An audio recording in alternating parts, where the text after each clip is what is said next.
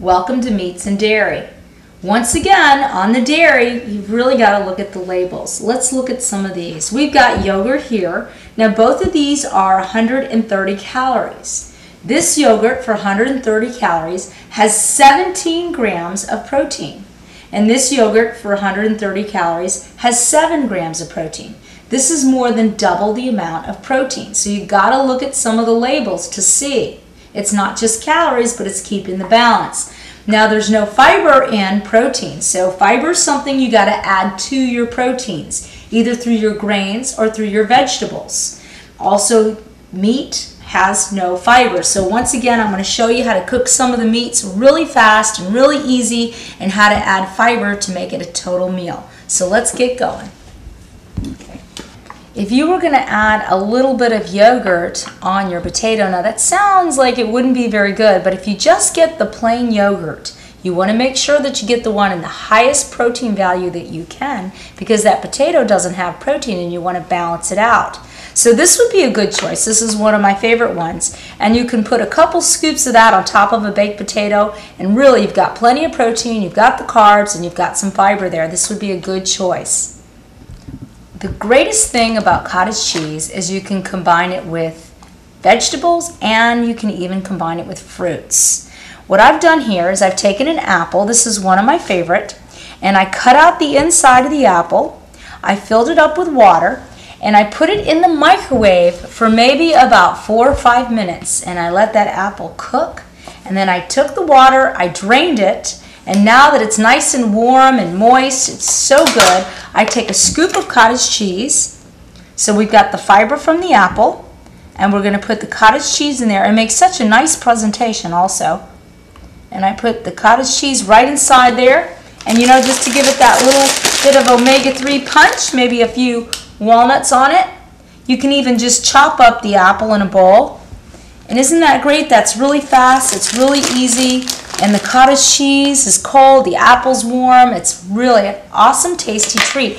And the great thing about cottage cheese is that for half a cup, and you can get if you want a low fat or you want higher fat, but it's still a good value no matter which way you go. But this is 70 calories for a half a cup, and you're looking at 15 grams of protein. Now that once again, no fiber in dairy, right? But the fiber is going to come from the apple. Okay, so this one says for 80 calories, you've got 12 grams of protein. Pretty good deal.